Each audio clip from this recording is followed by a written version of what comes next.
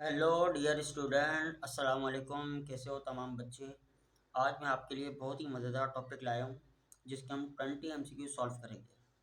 उस टॉपिक का नाम है बायनोमियल थ्योरम।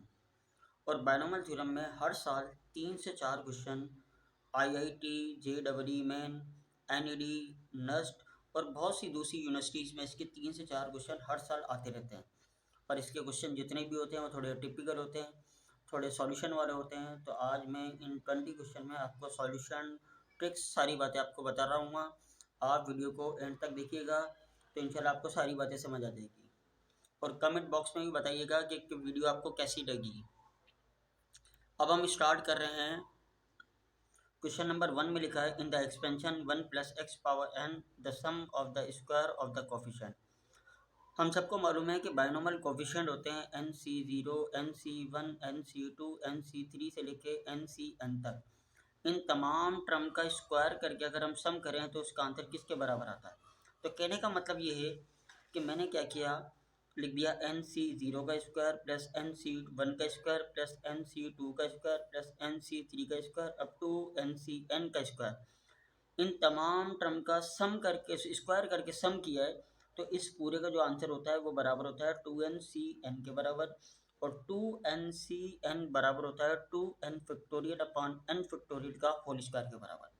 जैसे ही आप इसका फार्मूला एक्सपेंड करोगे तो आपको ये वाला आंसर मिल जाएगा। पर अब बच्चा ये बात सोच रहा होगा, सर ये बात तो आपको मालूम है, हमें कैसे मालूम होगी। तो मेरे बच्चों टेंशन मत लो, मैं बैठा हूँ, आपको सब कुछ बताता हूँ, शॉर्ट ट्रिक बताता हूँ।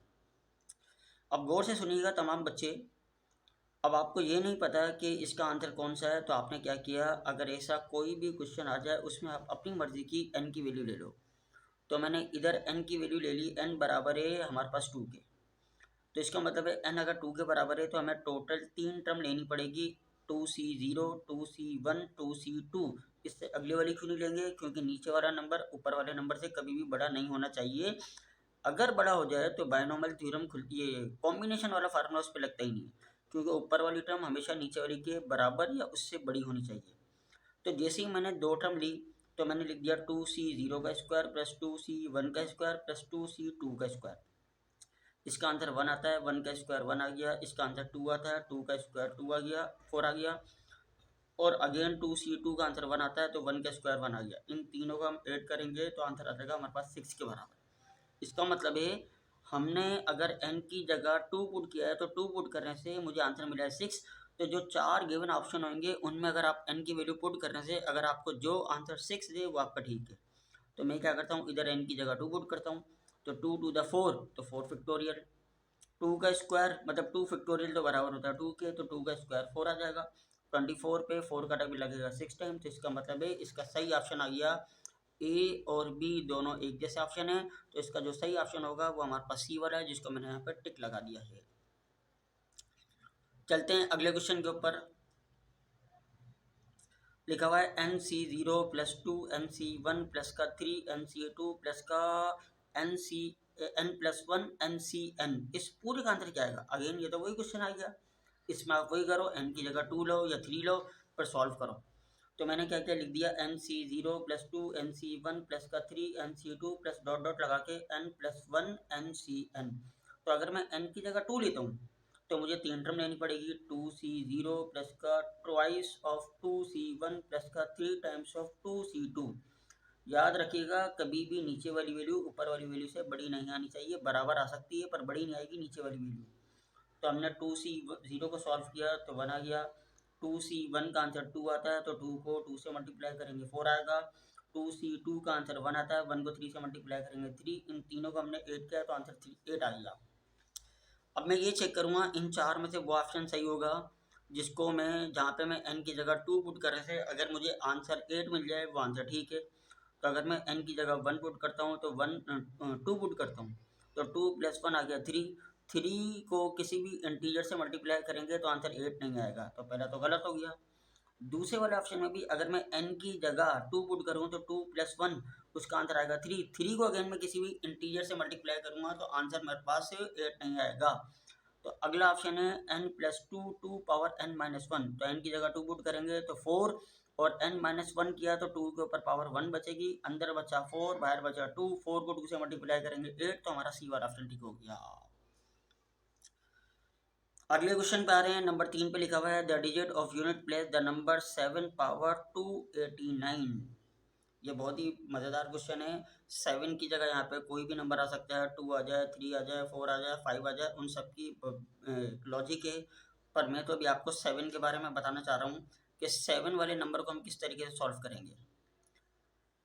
अब ये गौर से देखिएगा कि हर नंबर की एक साइकिल होती है। वो साइकिल क्या है, जैसे 7 के ऊपर पावर मैंने 7 डाली, 7 के ऊपर पावर 1 डाली तो आंसर 7 आ गया। 7 के ऊपर पावर 2 बराबर होता है 9 के, 7 पावर 3 बराबर होता है 3 के। इसका यूनिट प्लेस बता रहा हूँ कैसे। 7 पावर 1 तो 7 है, 7 का स्क्वायर होता है 49, 49 का यूनिट प्लेस क्या आ जाएगा 9 ले लिया मैंने। अब 7 पावर 3 का आंसर आता है 243। अब बच्चा बोला सर ये भी मालूम नहीं हो तो इसकी भी ट्रिक बता रहा हूँ। देखो 7 के क्यूब को मैं लिख दूँ 7 का स्क्वायर मल्टीप्लाई 7, 7 का स्क्वायर का जो आंसर आया था 49, 49 का जो यूनिट प्लेस था 9, 9 को 7 से मल्टीप्लाई करेंगे 63, 63 का यूनिट प्लेस क्या गया 3, तो मैंने यहाँ पे 3 लिख दिया। एक और अच्छी बात बताता हूँ आपको, गौर से सुनिएगा। अब देखो यहाँ पे 3 आ गया, अब अगला मैं लिखूंगा 7 पावर 4, उसका आंसर पता नहीं क्या आएगा। तो क्या करो, अब इस 3 को 7 से मल्टीप्लाई करते रहो, यहाँ पे जो भी नंबर आए उसको 7 से मल्टीप्लाई करते रहो, आपको यूनिट प्लेस मिलता रहेगा। तो 7 को 3 से मल्टीप्लाई किया 21, 21 का यूनिट प्लेस क्या गया बना गया। अब 7 पावर 4 के बाद अब ये बार बार नंबर रिपीट करना शुरू हो जाएंगे, तो इसलिए हम कहते हैं 7 की जो साइकिल आ गई वो 4 आ गई। 7 पावर 4 का आंसर 1 आ गया। अब 1 को 7 से मल्टीप्लाई करूंगा, 7 पावर 5 का आंसर 7 आ गया। फिर 7 को 7 से मल्टीप्लाई करूंगा, 7 पावर 6 का आंसर 9 आ गया। 7 पावर 7 का आंसर 3, वही दोबारा नंबर रिपीट होना शुरू होगा। इसका मतलब है 7 की साइकिल आ गई 4। तो मैं क्या करूंगा, 289 को 4 से डिवाइड करूंगा तो आंसर आ गया 72 टाइम्स। इसका पूरा पूरा टेबल लगेगा। हमें ये चेक करना है कि जब मैं 289 को 4 से डिवाइड करूंगा तो हमारे पास रिमाइंडर क्या बचेगा। तो पूरा पूरा टेबल तो लग नहीं रहा, तो रिमाइंडर क्या बच गया हमारे पास 1 बच गया। तो जो रिमाइंडर बचेगा वो मैं 7 के ऊपर पावर डाल दूंगा। तो जैसे ही मैंने 7 के ऊपर पावर डाली कितनी 1, तो 7 पावर 1 का आंसर आ गया 7। तो इसका मतलब है जो हमारे पास यूनिट प्लेस जो नंबर आएगा वो कितना आएगा 7 के बराबर। अच्छा वैसे मैंने यहाँ पे टिक लगाए हुए हैं तो इससे कोई इश्यू तो नहीं होगा वैसे, पर मैंने शुक्र है 4 क्वेश्चन को ही लगाए, बाकियों के नहीं लगाए। अगले क्वेश्चन पे हम आ रहे हैं। अगला लिखा हुआ है the middle term in the expansion x minus 1 upon x power 8 is. अगर किसी भी बायनोमियल एक्सपेंशन में अगर हमें मिडिल टर्म निकालनी है तो हम उसकी पावर को चेक करते हैं कि उसकी पावर इवन है या ओड है। अगर पावर इवन होती है तो मिडिल टर्म 1 आएगी, अगर पावर ओड है तो मिडिल टर्म 2 आती है। तो अभी हमारे पास यहाँ पे इवन लिखा हुआ है तो इवन की मिडिल टर्म 1 आएगी, और कौन से नंबर पे आएगी उसका पता लगाने के लिए हमारे पास ये फार्मूला है n+2/2 टर्म। क्या करेंगे, n बराबर है 18 के, 18 के अंदर अगर मैं 2 को ऐड कराऊंगा तो आंसर कितना आ जाएगा मेरे पास 20, 20 को 2 से डिवाइड कराऊंगा तो आंसर आ गया 10। जो इसकी मिडिल टर्म आएगी वो 10 आएगी। अब अगर कोई बच्चा ये कहना चाहता है कि सर मुझे 10 टर्म निकाल के दिखाओ, तो 10 टर्म निकालने के लिए हमारे पास general formula TR+1 is equal to NCR A power n minus R into B power R, ये फार्मूला है। A बराबर होता है फर्स्ट टर्म की, B बराबर होता है सेकंड टर्म के हमारे पास। तो मैं क्या करता हूँ, याद रखना जो भी टर्म निकालनी है R की वैल्यू हमेशा 1 कम होनी चाहिए। तो मैं इस 10 को लिख दूँ T9+1 is equal to, compare कराऊंगा तो R बराबर है 9 के और n बराबर है 18 के, तो लिख दिया 18C9, A की जगह लिख दिया x, x के ऊपर पावर डाल दी 18 माइनस का 9 इंटू B की जगह लिख दिया -1/x के ऊपर पावर R, R की जगह 9 लिख दिया। किसी भी नेगेटिव नंबर के ऊपर पावर अगर ओड आ जाए तो आंसर नेगेटिव आता है। तो इस नेगेटिव को तो उठा के मैं स्टार्टिंग में लिख दूंगा, तो मैंने लिख दिया T10 is equal to -18C9, x के ऊपर पावर आ गई 9 इंटू 1/x के ऊपर पावर 9 का मतलब है 1/x के ऊपर पावर 9। ये दोनों कैंसिल हो गए, आंसर आ गया T10 is equal to minus का 18C9, जो हमारे पास ऑप्शन दिया होगा ऑप्शन नंबर डी हमारे पास बिल्कुल करेक्ट है, जो यहाँ पे लिखा हुआ है माइनस का 18C9, ये इसका बिल्कुल करेक्ट आंसर हो गया। अब हमारे अगले क्वेश्चन के ऊपर, क्वेश्चन नंबर हमारे पास आ जाएगा 5। अगेन ये हमारे पास वही क्वेश्चन है NC0 प्लस का n N C one plus का N square N C two plus का up to N square N power N N C N, इस पूरे का आंसर क्या आएगा? मेरे बच्चों गौर से देखिएगा, इसमें से ना 2-3 क्वेश्चन बन जाते हैं बड़े बेहतरीन। पहले मैं आपको इस पूरे का सॉल्यूशन बताऊंगा, फिर आपके पास एक क्वेश्चन बनेगा इसमें से एक के बजाय 2-3। ये सवाल जो आपके पास लिखा हुआ है मैं इसको इधर लिख देता हूँ, एन सी ज़ीरो प्लस का N into N C one plus का N square into N C two plus का एन क्यूब डाल देता हूँ, N C three plus dot dot लगा के N power N N C N, इस पूरे का आंसर क्या आएगा? ये सवाल में लिखा हुआ है। अब एक दफ़ा गौर से देखिएगा तमाम बच्चे। अब मैं क्या करता हूँ, इधर ना अपनी मर्जी का एन की जगह मैं पुट कर देता हूँ 3 ले लेता हूँ या 2 ले लेता हूँ, जो आपका दिल करे। जैसे ही अगर मैं n की जगह 3 लेता हूँ तो ये बन जाएगा 3C0 प्लस का, इधर भी 3 आएगा तो 3C1 प्लस का 3 का स्क्वायर और लिख दिया इंटू 3C2 लिख दिया प्लस 3 का क्यूब इंटू 3C3 प्लस अगली टर्म नहीं आएगी क्योंकि अगला आ जाएगा 3C4। अब जैसे ही अगर मैं इसको सॉल्व करता हूँ, मैं चेक कर रहा हूँ इसका आंसर किसके बराबर आ रहा है, तो 3C0 का आंसर आएगा 1 के बराबर, 3C1 का आंसर आएगा 3 के बराबर, 3 को 3 से मल्टीप्लाई करेंगे 9, 3C2 का आंसर आएगा 3 के बराबर, 3 को 3 के स्क्वायर से मल्टीप्लाई करेंगे 27 प्लस 3C3 का आंसर 1 आएगा, 1 को 3 के क्यूब से मल्टीप्लाई करेंगे 27 को ऐड करेंगे तो 54 के अंदर 10 को ऐड करा दिया तो आंसर आ गया 64। एन की जगह 3 पुट करने से आंसर अगर आपके पास 64 आ रहा है तो इसमें से वो ऑप्शन सही होगा जिधर आप एन की जगह 3 पुट करो आंसर 64 आ जाए। एन की जगह 3 पुट करूँ तो 3 का क्यूब 64 नहीं आ रहा, एन प्लस 1, एन की जगह अगर मैं 3 पुट करूँ तो 3 प्लस 1 4, 4 के ऊपर पावर 3, तो 4 पावर 3 का मतलब है 64, इसका मतलब है बी वाला ऑप्शन सही है। तो इससे एक बड़ा बेहतरीन फार्मूला बन गया। देखो अब ये फार्मूला इस तरीके का बन गया है, एन सी ज़ीरो प्लस का N into N C one plus का N square N C two plus dot dot लगा के N power N N C N, ये पूरी चीज़ बराबर है N plus 1 into power N के बराबर। अब अगर कोई बच्चा इन तमाम की जगह 3 पुट कर दे, 3 पुट कर दे तो ये बन जाएगा 3C0 प्लस का 3 इंटू 3C1 प्लस का 3 का square into 3C2 plus dot dot लगा के चलता रहा है, इस पूरे का आंसर आएगा 4 पावर 3। अगर मैं इस पूरे फार्मूले में n की जगह 2 पुट कर देता तो 2C0 प्लस का 2 इंटू 2C1 प्लस का 2 का स्क्वायर इंटू 2C2, इस पूरे का आंसर आएगा 3 पावर 2 के बराबर इस फार्मूले के हिसाब से। तो याद रखिएगा अगर कहीं पे ऐसी कंडीशन आ जाए, कहीं पे ऐसी आ जाए तो उसके लिए भी आपको यही वाला काम करना पड़ेगा। आते हैं अगले क्वेश्चन पे। अगला क्वेश्चन लिखा हुआ है कि in the expansion of 1 plus X into 1 minus X power N the coefficient of X power N is. ये क्वेश्चन सॉल्यूशन वाला है। कह रहा है कि अगर आप इसका बायनॉमियल एक्सपेंशन एक्सपेंड करते हैं तो इसमें एक्स पावर एन वाली जो भी टर्म आएगी आप उसको सॉल्व करके बताएं। तो मैं अगले पेपर पे आ जाता हूँ। अगले पेपर पे बड़े अच्छे तरीके से मैं इसको सॉल्व करता हूँ, फिर मैं आपको सारी बातें बताता हूँ कि किस तरीके से हम इसको सॉल्व करेंगे। आप ये देखिएगा कह रहा है कि 1 प्लस का x into 1 minus X power n, इसमें तो x पावर n वाली कोई टर्म नहीं आएगी तो मैं इसके ऊपर फार्मूला लगा रहा हूँ TR plus 1 is equal to NCR into A power n minus R into B power R. ये फार्मूला जब निकलता है जब हमें मालूम हो जाए कि x पावर n वाली कौन से नंबर पर टर्म आ रही है। तो पहले तो मुझे ये पता लगाना है। तो मैं क्या करता हूँ, मैं अगर इसका बायनॉमियल एक्सपेंशन एक्सपेंड करता हूँ तो ये बनता है 1 पावर n, अच्छा फिर प्लस लगा के यहाँ पे लिख दिया, बल्कि मैं ऐसे लिख देता हूँ इसको NC0 इंटू 1 प्लस का NC1 into x minus X के ऊपर पावर 1 डाल दी, उसके बाद लिख दिया plus NC2 into minus X के ऊपर पावर 2 डाल दी, प्लस लगा के N C three into minus X के ऊपर पावर क्यूब डाल दी प्लस डॉट डॉट चलता रहेगा कहाँ तक N C N into minus X के ऊपर पावर एन डाल दी। ये तो बन गया है बायनोमियल कोफिशिएंट।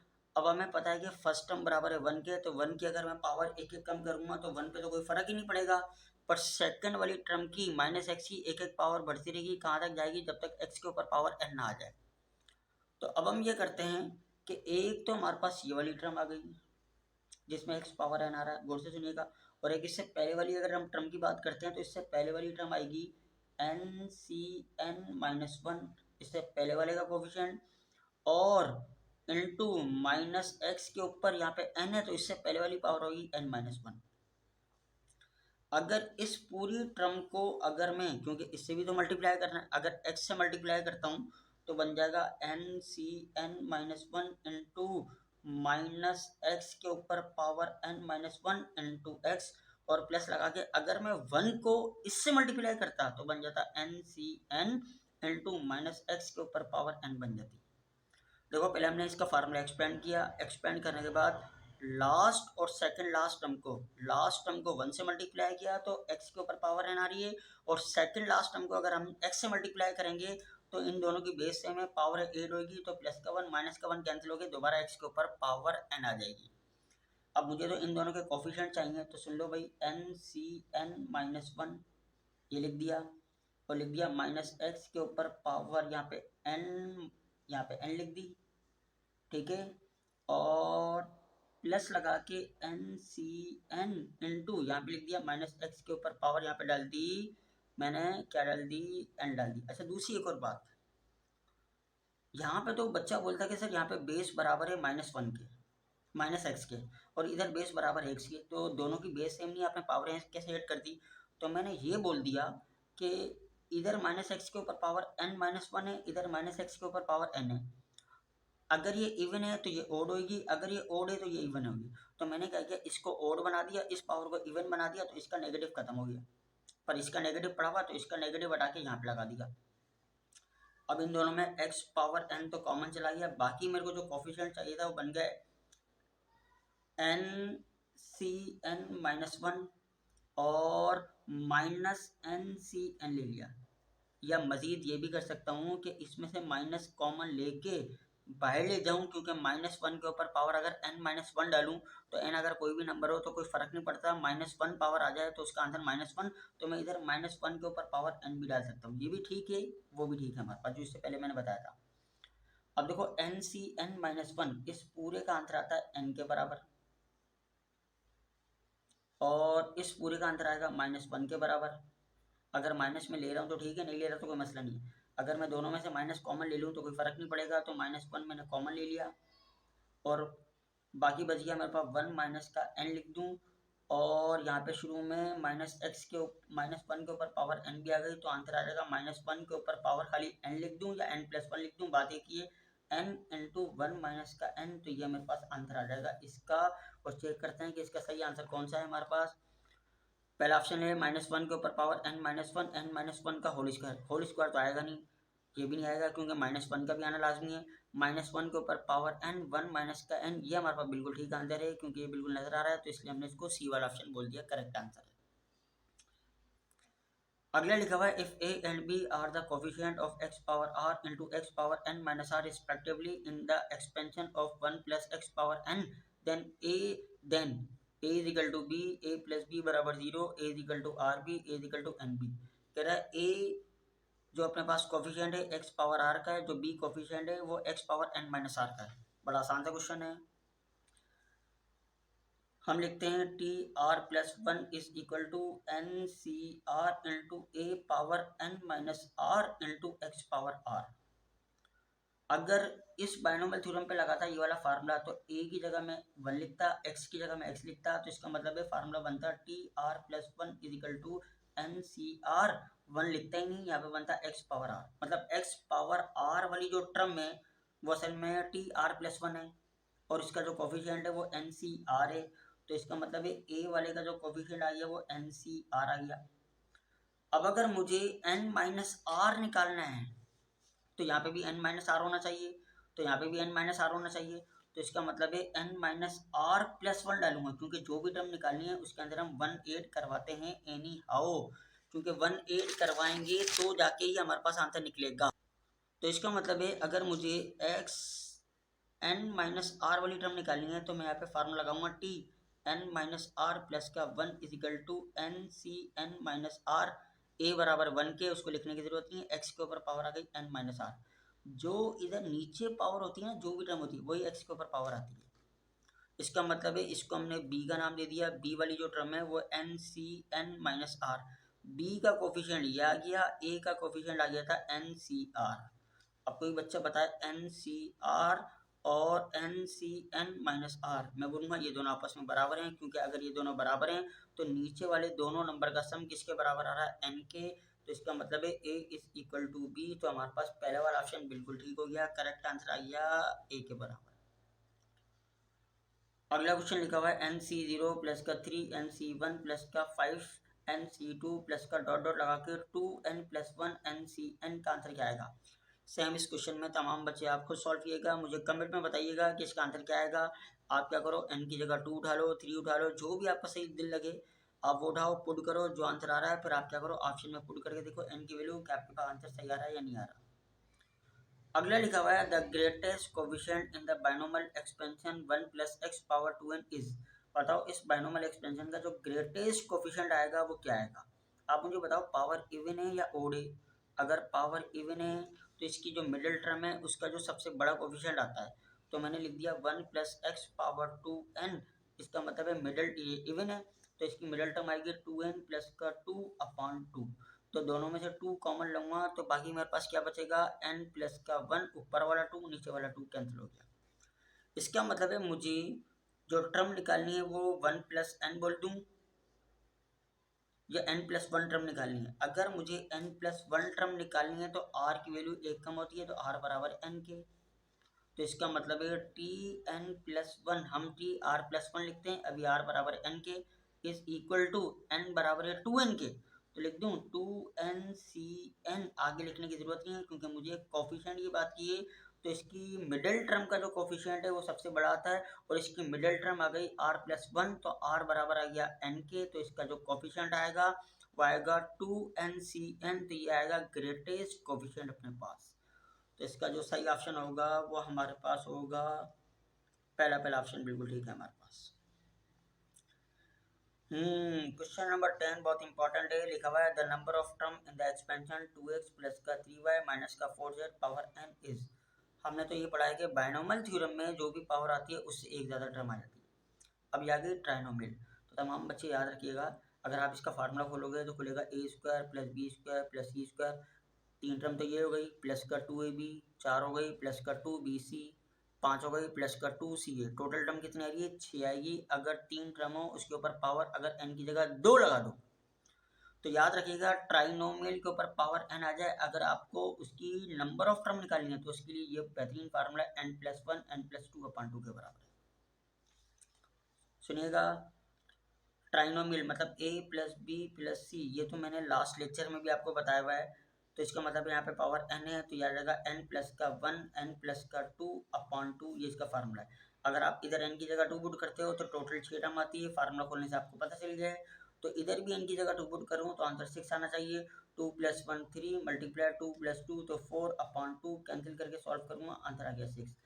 और अगर 4 आ जाए 5 आ जाए, तो इससे पहले मैंने एक बाइनोमियल थ्योरम की वीडियो अपलोड की थी, उसके अंदर मैंने ये बताया हुआ था कि ट्राइनोमियल मल्टीनोमियल ये इससे ज़्यादा जितनी भी टर्म है उसमें नंबर ऑफ टर्म का किस तरीके से पता लगाते हैं।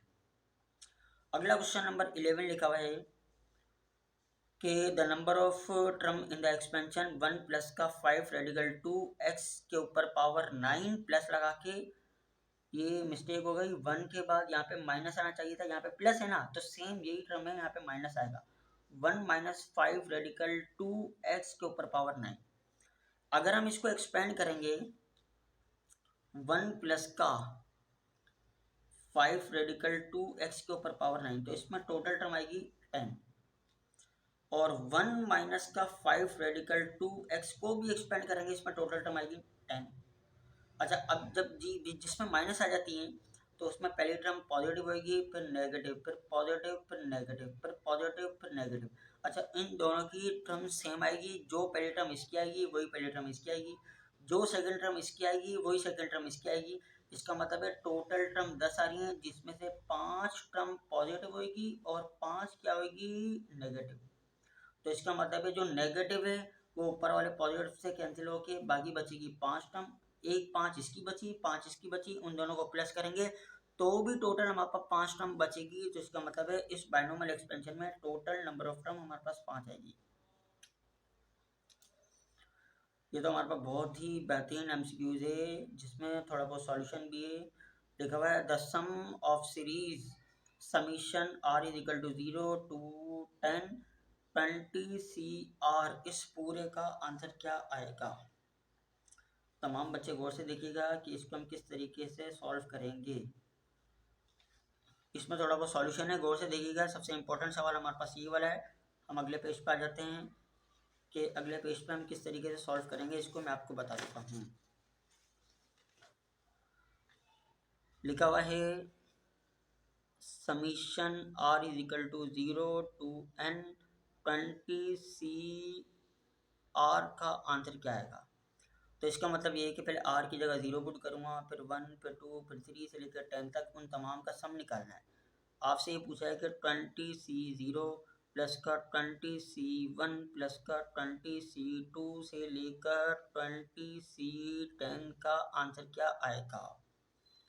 अच्छा, अगर ये सवाल ऐसे होता 20C1 प्लस का 20C2 प्लस का 20C3 से लेकर 20C20 होता, तो मैं कहता इसका तो हमने फार्मूला पढ़ा हुआ, इसका फार्मूला था 2 पावर 20 के बराबर।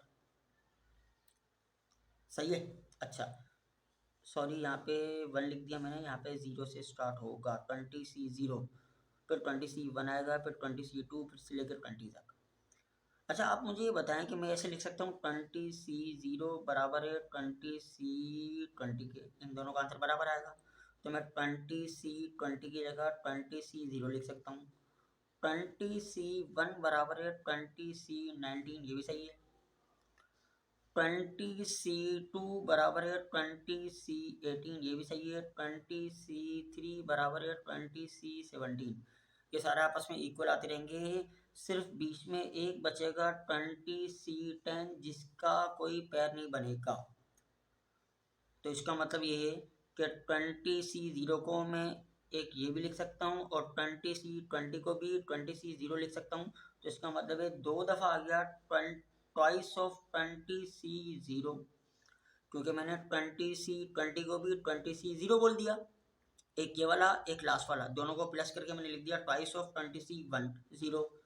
इसी तरीके से मैं बोल दूंगा ट्वाइस ऑफ 20C1 प्लस का ट्वाइस ऑफ 20C, ये बोल दूंगा मैं 2 के बराबर। कहाँ तक चलेगा ये चलेगा ट्वाइस ऑफ 20C9 तक चलेगा, क्योंकि 20C10 तो है ही हमारे पास एक दफ़ा। तो मैंने इसको लिख दिया प्लस का 20C10, ये लिख दिया। ठीक है।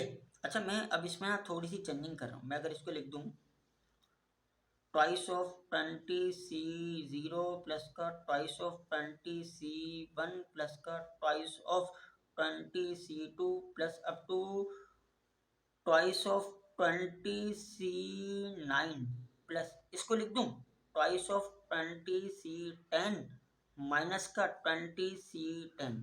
मैंने क्या किया 20C10 एक दफ़ा प्लस भी करा दिया, एक दफ़ा माइनस भी करा दिया, और मुझे पता था इस पूरे का सम किसके बराबर है 2 पावर 20, और ये इक्वल आएगा 2 पावर 20 के, वो आगे लिखूंगा मैं भी। तो इसका मतलब है इस माइनस वाले को छोड़ के इन तमाम में से अगर मैं 2 कॉमन ले लूँ, और ये बिल्कुल इस जैसा सवाल बन गया जो हमें फाइंड करना था। 20C0 प्लस का 20C1 प्लस का 20C2 प्लस डॉट डॉट लगा के 20C10 और माइनस का 20C10 बराबर है 2 पावर 20 के। अच्छा, ये माइनस का उधर जाएगा तो प्लस बन जाएगा, तो जिसको मैंने लिख दिया, और ये 2 मल्टीप्लाई में उधर जाके डिवाइड होगा, तो लिख दिया 20C0 प्लस का 20C1 प्लस का 20C2 प्लस डॉट डॉट लगा के 20C10 का आंसर आ गया 2 पावर 20 माइनस का 20 माइनस बोल रहा हूँ प्लस का 20c10 डिवाइडेड बाय 2। अब ये 2 इसके नीचे भी डिवाइड होगा, 2 इसके नीचे भी होगा। जब 2 इससे डिवाइड होगा तो एक 2 और एक पावर कैंसिल होके आंसर आ जाएगा 20c0 प्लस का 20c1 प्लस का 20c2 प्लस डॉट डॉट लगा के 20c10। इस पूरे का आंसर आएगा 2 पावर 19 प्लस का 20c10 डिवाइडेड बाय 2 जाएगा इस पूरे का आंसर। तो हमारे पास सही ऑप्शन दिया हुआ है, उसमें से हम देख लेते हैं कि सही ऑप्शन कौन सा है। तो सही ऑप्शन हमारे पास दिया हुआ है 2 पावर 19 प्लस का 1/2 20c10। तो ये सी वाला ऑप्शन सही है। अगला सवाल तो बहुत ही आसान लिखा हुआ है if the coefficient of second, third and fourth term in the expansion of 1 plus x power n are in AP then n is what. तो तमाम बच्चे ये दो बातें याद रखिएगा, इधर लिख देता हूँ। 1 प्लस का x के ऊपर पावर n, अगर इसकी सेकंड, थर्ड और फोर्थ टर्म अगर AP में हो, एक तो ये सवाल है। और 1 प्लस का x के ऊपर पावर में, तो 1 प्लस एक्स के ऊपर पावर n अगर इसमें सेकंड, थर्ड, फोर्थ टर्म अगर AP में हो, तमाम बच्चे याद रखना, तो उसमें n की वैल्यू हमेशा 7 होगी।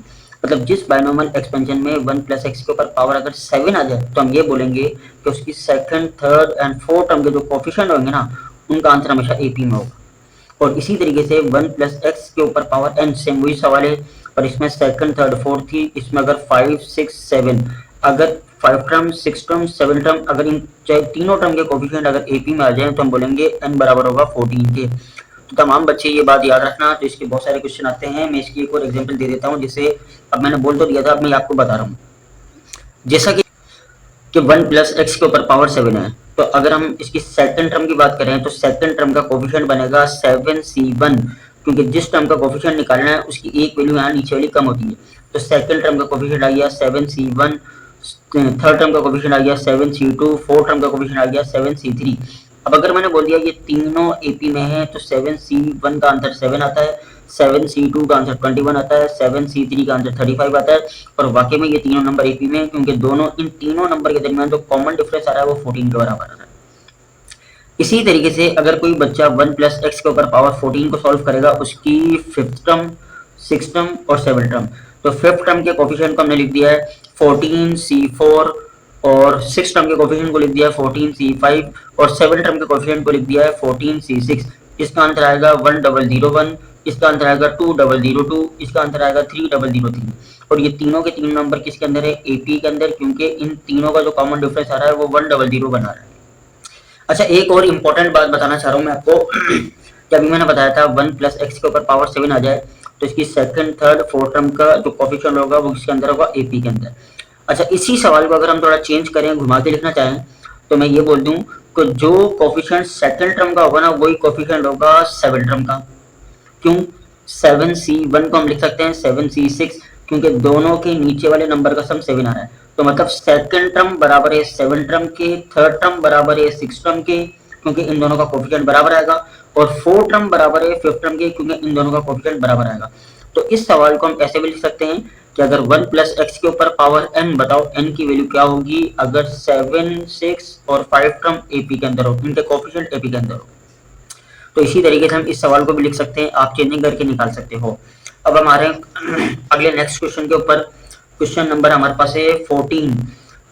ये हमारे पास सबसे आसान क्वेश्चन है। 14 क्वेश्चन के अंदर हमारे पास लिखा हुआ है कि the number of term in the expansion 1 plus X power -3 is.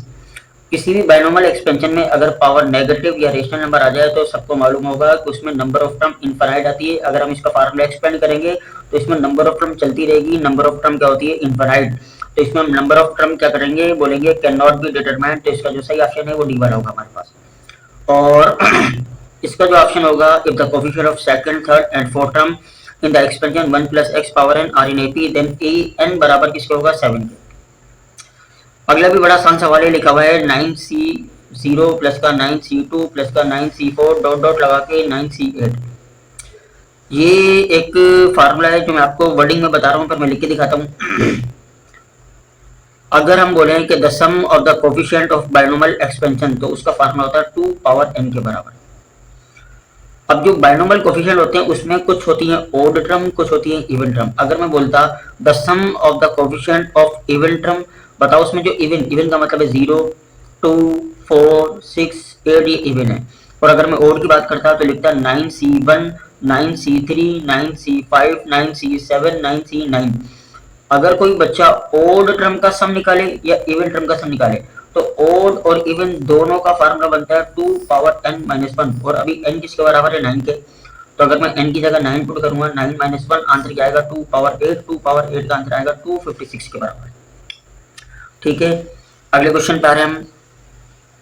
अगला क्वेश्चन हमारे पास लिखा हुआ है if the coefficient of second, third and fourth term in the expansion of 1 plus x power 2n है। यहाँ पे इससे पहले भी हमने सवाल किया, उसमें n था, यहाँ पे क्या है 2n। और in AP then 2n square plus 9n plus का 7 बराबर 0। मतलब इन चार में से कौन सा ऑप्शन ठीक होगा? पहले मैं आपको सवाल समझाना चाह रहा हूँ कि सवाल में वो क्या कहना चाह रहा है। हमें सवाल में वो हमें ये बोलना चाह रहा है कि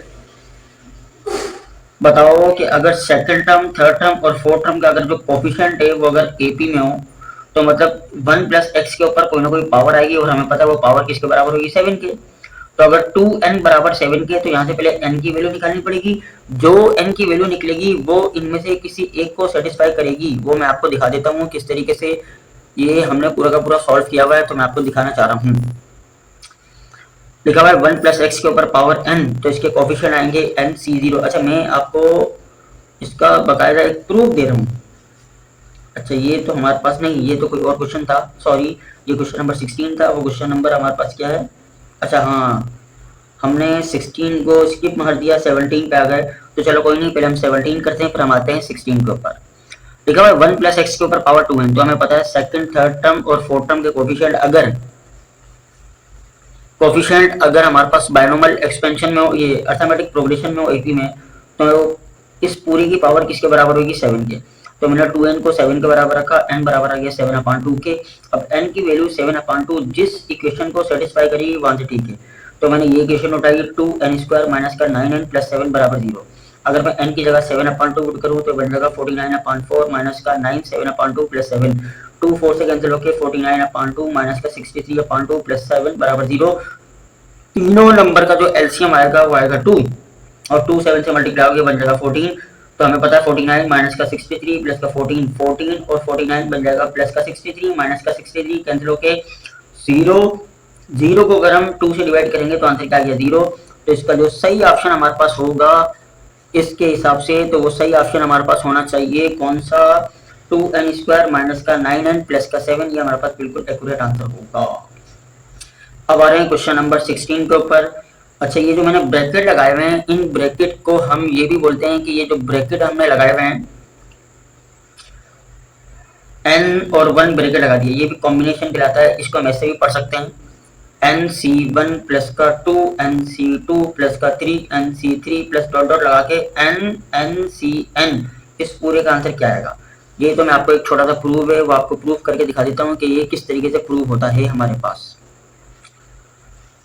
तो ये क्वेश्चन नंबर 16 लिखा हुआ है, सबको मालूम है 1 प्लस एक्स के ऊपर पावर n। इसका बायनोमियल एक्सपेंशन हम एक्सपेंड करेंगे तो बनेगा nc0 प्लस का nc1 प्लस का nc2 प्लस का nc3 एक्स स्क्वायर प्लस का nc3 X cube plus up to ncn power x power n। अगर हम दोनों तरफ डिफ्रेंशिएट करते हैं विथ रिस्पेक्ट टू x के हिसाब से, इस लेफ्ट हैंड साइड का भी डेरिवेटिव ले लें, राइट हैंड साइड का भी ले लें, तो ये कुछ इस तरीके से बन जाएगा। पावर शुरू में पावर में से एक कम किया तो n-1 आ गया। nc0 का मतलब होता है 1, 1 का कांस्टेंट का डेरिवेटिव आ गया 0। nc1 x का डेरिवेटिव 1 आ गया, तो मैंने यहाँ पे कुछ भी नहीं लिखा। nc2 ये तो कांस्टेंट है, ये तो रहेगा। x स्क्वायर का डेरिवेटिव आएगा 2 शुरू में आ जाएगा, यहाँ पे x बचेगा। x क्यूब का डेरिवेटिव 3 x स्क्वायर आ जाएगा, ये ऐसे चलता रहेगा। और लास्ट टर्म में ncn पड़ा हुआ है, x पावर n का डेरिवेटिव आएगा n into x power n-1। अब अगर इस पूरी इक्वेशन में अगर मैं nx की जगह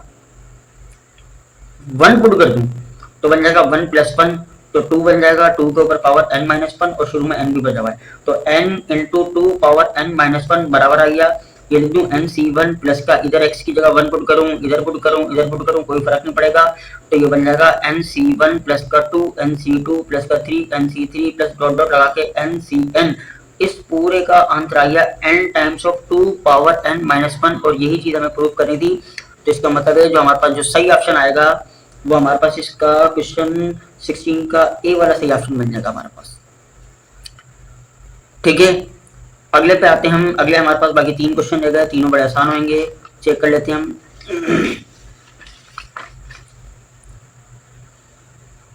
अब उसमें से क्वेश्चन नंबर 18 पढ़ देता हूं मैं पहले।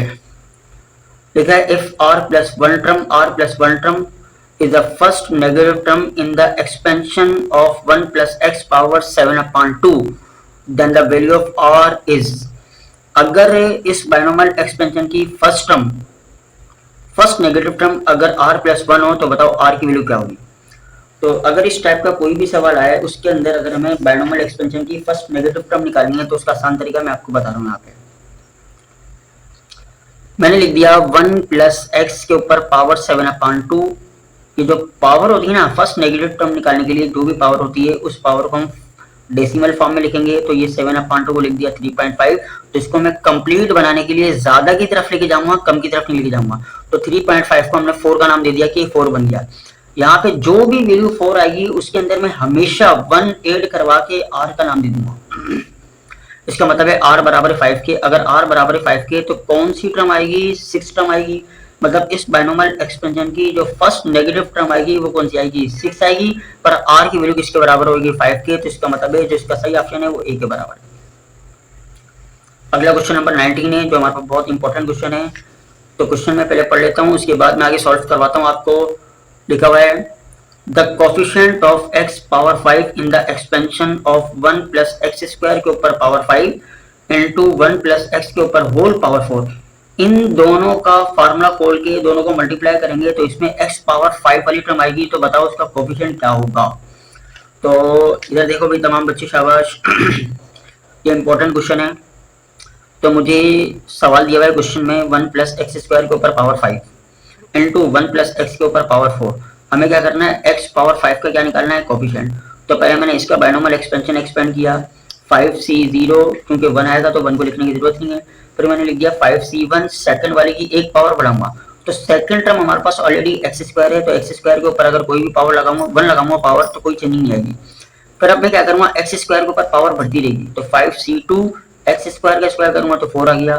5c3 एक्स पावर 6 आ गया। 5c4 एक्स पावर 8 आ गया प्लस 5c5 एक्स पावर 10 आ गया। ये तो हमने इसका फार्मूला एक्सपेंड किया। अब इसका सिंपली एक्सपेंड करेंगे। a बराबर 1 के, b बराबर x के। तो लिख दूं 4c0 प्लस का 4c1 इंटू एक्स प्लस का 4c2 into x square plus 4c3 into x cube plus का 4c4 एक्स पावर 4। अब इन दोनों को मल्टीप्लाई करने से मुझे x पावर 5 चाहिए, उसके साथ जो भी कोफिशिएंट होगा वो आंसर बताना है मुझे। अब देखो मैं इनमें से किन किन नंबर को मल्टीप्लाई करूं कि x पावर 5 आ जाए। तो सुनना भाई, पहले मैंने इसके ऊपर सर्किल लगाया।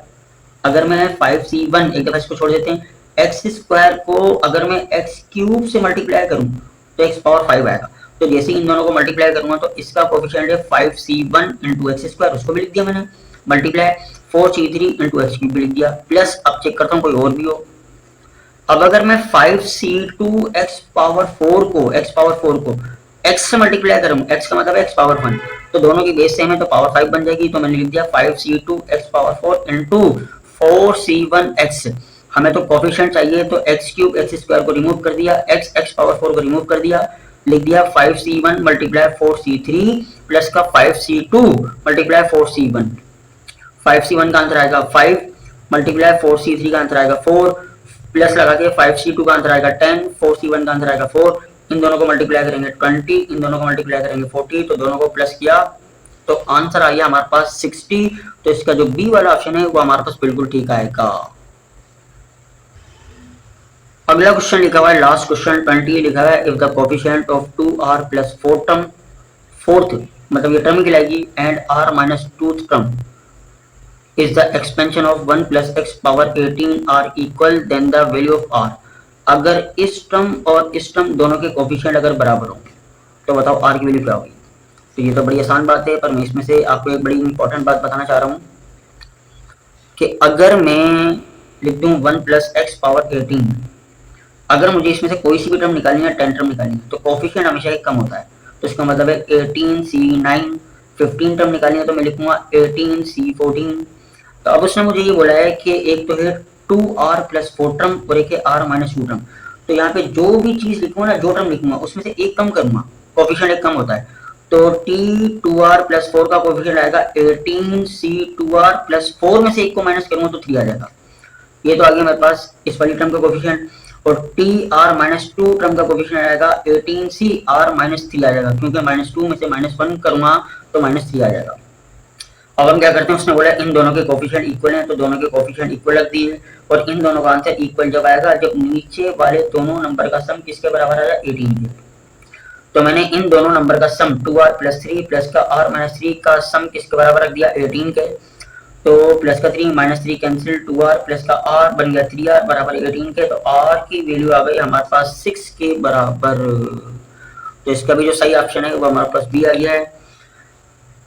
उम्मीद करता हूँ तमाम बच्चों को ये वीडियो बहुत अच्छी लगी होगी। अगर जिन बच्चों को ये वीडियो अच्छी लगी है तो लाजमी कमेंट में मुझे ज़रूर बताएं, और मैं इंशाल्लाह कोशिश करूँगा मज़ीद आपके लिए इससे अच्छी और बेहतर क्वालिटी वाली वीडियो, जिसमें पिक्चर भी साफ हो, पिक्चर में जो मसला आ रहा है इंशाल्लाह हम नेक्स्ट वीडियो में वो रिमूव करेंगे। तो आप मुझे तमाम बच्चे कमेंट भी करें, लाइक भी करें। ओके, शुक्रिया।